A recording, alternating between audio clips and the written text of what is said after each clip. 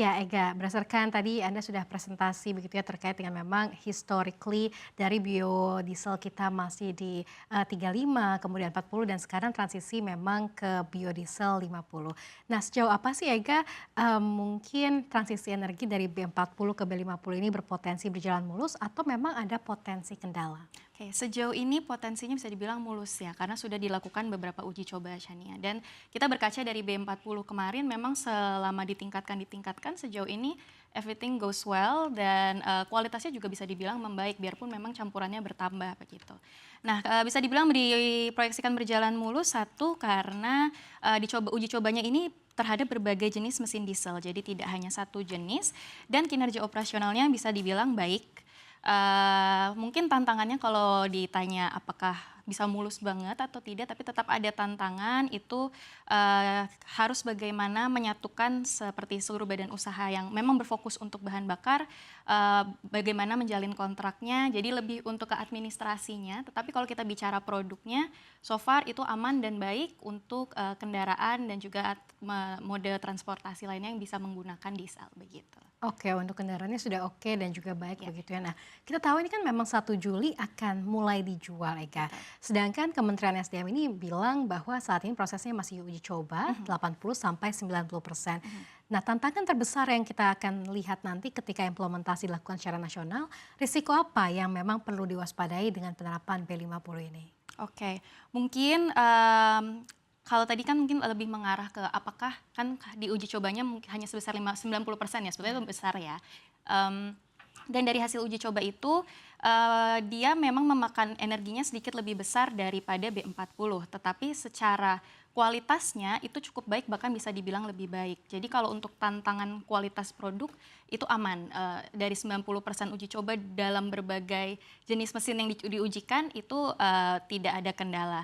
Nah, tapi mungkin yang bisa diperhatikan adalah bagaimana nanti distribusinya secara nasional, karena kita harus memikirkan juga, kendala geografisnya kita sebagai Hmm. archipelago, bagaimana kita bisa, dari sentra produksinya, lalu juga nanti mengirim ke area-area tertentu yang mungkin lebih sulit untuk dijangkau, begitu. Jadi kurang lebih itu sih, agar bagaimana bisa sampai di SPBU dengan dalam Hmm. tenggat waktu yang cukup dan on time, begitu. Oke, jadi kendalanya bukan di kualitas dari Bukan, iya, B50 sendiri, bukan. tapi memang bagaimana nanti cara didistribusikannya ya Mhm, B50 itu ke seluruh wilayah Indonesia ini. iya. Berarti terkait dengan hasil yang tadi cukup menjawab kekhawatiran begitu ya bagi pelaku industri Oh otomotif, ya, betul. transportasi ataupun alat berat. Ya, kita mungkin akan membahasnya lebih detailnya ya, kalau untuk otomotif kan dari tadi kita sebut aman kok, lebih bagus. Hmm. Jadi yang hasil uji labnya untuk berbagai otomotif ya, tidak hanya untuk kendaraan alat berat saja, atau untuk kereta api dan lain-lain. Jadi yang bisa disebutkan adalah satu, memang dia memenuhi spesifikasi teknis untuk parameter kritis ya. Jadi kayak yang perlu diperhatikan itu satu, kandungan airnya. Hmm. Oke, lalu juga untuk stabilitas oksidasinya juga oke, dan juga kandungan fatty acid-nya atau fame-nya itu juga baik begitu. Hmm. Jadi ini bisa menjadi underline lagi bahwa the product itu bagus dan bisa diterapkan dengan hasil uji coba yang memang sudah terbukti it's good gitu, kurang lebih begitu, Shani. Oke, tapi kita tahu ini B50 memang sudah dicoba di berbagai sektor begitu ya, mulai dari tadi kendaraan, Iya, kemudian juga pertambangan, iya betul. pertanian, juga kereta api dan juga pembangkit listrik. Ini menurut Ega sendiri sektor mana yang sebetulnya paling berpotensi Hmm. menghadapi tantangan teknis ketika memang implementasi massal nanti terjadi?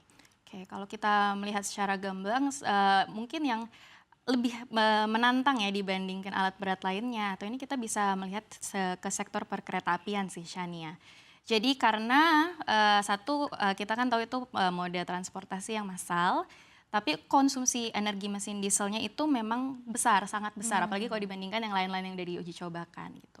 Dan karakteristik operasionalnya itu lebih spesifik. Jadi terkadang kendaraan ini itu membutuhkan tenaga tarikannya itu lebih besar. Jadi mungkin yang tantangannya itu adalah di perkeretaapian, karena memang setelah diuji cobakan B50 ini memang sedikit menarik tenaga lebih besar dibandingkan B40, tetapi tetap dalam kondisi aman dan ya kalau tantangan so far hanya bisa dilihatnya di perkeretaapian ini. begitu, Shani. Perkereta apian begitu ya, Ya, karena memang masif sekali dan betul. juga membutuhkan pasti banyaknya produksi dari B50 itu sendiri. Nah, tapi ini juga menjadi menarik begitu ya Ega, karena memang Indonesia ini menargetkan konsumsi biodiesel naik menjadi sekitar 17,6 Ya, juta kiloliter tahun ini seiring memang mhm, implementasi dari betul. B50. Apakah memang rantai pasok industri sawit nasional ini cukup kuat untuk memenuhi lonjakan Mhm. kebutuhan tersebut tanpa mengganggu sektor lain? Jadi kalau kita berkaca dengan produksi CPO kita mentah, kita tetap sebenarnya nomor satu kan di dunia, Shania. Dan kalau kita lihat lebih detail angkanya, porsi untuk dalam negeri dan juga yang diekspor, so far ini tidak yang begitu timpang. Dan kita juga sudah banyak menerapkan, ada pula domestic market obligation kita yang memang harus ada berapa yang di Hmm. dalam negeri, dan juga ada juga nanti kan kita ada DSI juga ya yang akan mengatur bagaimana pintunya untuk keluar. Nah, di situ pasti juga akan ada bantuan juga untuk melihat sesuai atau tidak amount yang keluar di global dibandingkan yang kita serap di dalam negeri. Nah, jadi kalau dibayangkan apakah nanti dengan ini B50 kan pasti mengambil CPO-nya lebih banyak, eh, pasti akan ada kebutuhan itu lebih lebih tinggi ya. Hmm. Tetapi tetap saja harus dilihatnya adalah satu, ini tetap ada pasarnya berarti untuk menyerap CPO kita. Jadi Hmm. biarpun memang tidak dijual keluar, memang kalau kita ngomong secara realistis, mungkin bisnis wise kayaknya kurang menarik ya begitu. Tetapi tetap saja ini kan untuk demi kemajuan bersama, kemandirian energi juga. Jadi kalau kita berbicara apakah cukup? Cukup untuk CPO kita begitu, Shania. Cukup untuk CBO Ya. kita. Nah, yang menarik lainnya mungkin Ega, Mhm, ini kan industri sawit ataupun dari sawit sendiri memiliki dua misi sekaligus, di ya. mana yang pertama memang ketahanan energi dan Mhm. juga ketahanan pangan. Bagaimana pemerintah ini sebaiknya menjaga keseimbangan agar biodiesel ini meningkat, tetapi harga minyak goreng dan juga pangan ini tetap stabil? Mhm. Satu tadi mungkin yang dilihat adalah, bagaimana peraturan yang menaungi nantinya mana yang diserap secara domestik dan juga dibolehkan keluar sebesar apa, itu mencukupinya itu. Nah, tentu itu sebenarnya menurut saya paling penting ya, Hmm. pengelolaan pungutan ekspornya juga penting Hmm. begitu. Jadi selain itu tentu fokus bagaimana agar harga minyak ini tetap stabil ya, minyak kita, minyak goreng dan untuk konsumsi pangan ini tetap stabil. Tapi sembari berjalan karena memang, Hmm. kalau kita tanya penting mana, sama-sama pentingnya begitu. Makanya dari yang biasanya amount kita ekspor, karena hampir setengahnya dari produksi kita itu kita memang mengekspor. Itu mungkin bisa disisihkan untuk lebih banyak lagi dalam serapan dalam negeri karena kita tahu nantinya dalam B50 ini akan ada yang tadi Shania sebutkan, lonjakan juga untuk, kebutuhan mengolahnya dalam negeri begitu. Oke, jadi keduanya sama-sama penting dan Mhm, sepertinya pemerintah ini juga sudah mulai mengetahui cara memitigasi dan juga iya, strateginya begitu ya agar keduanya bisa berjalan beriringan mhm, tanpa memang kebutuhan produksi kita masih cukup betul, begitu. Nah, kita apabila melihat jika memang B50 ini sukses diterapkan, apakah kita ini Indonesia lebih dekat menuju swasembada energi mhm. atau memang ketergantungan terhadap impor BBM masih diperlukan?